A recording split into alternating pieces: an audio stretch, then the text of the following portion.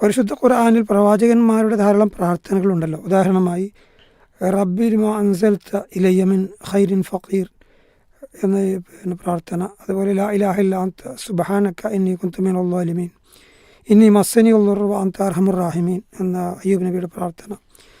ഇവയെല്ലാം ഖുർആനിൻ്റെ അതേ ഭാഷയിൽ അഥവാ അറബി ഭാഷയിൽ തന്നെയാണോ ഈ പ്രവാചകന്മാരെല്ലാം പ്രാർത്ഥിച്ചത് എന്നാണ് ഒരു ശ്രോതാവ് സംശയമായി എഴുതിയിട്ടുള്ളത്.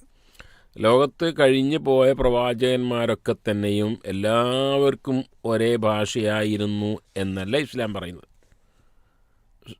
മറിച്ച്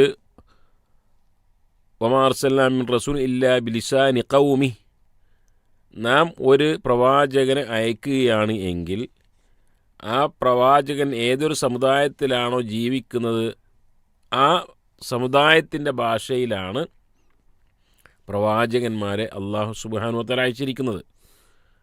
അപ്പോൾ എല്ലാ പ്രവാചകന്മാർക്കും അറബിയാണ് എങ്കിൽ, ഉദാഹരണം ഈസാ അലൈഹി സ്വലാത്തു വസ്സലാം, അവർക്ക് അറബിയല്ല ഭാഷ, സുറിയാനിയാണ്.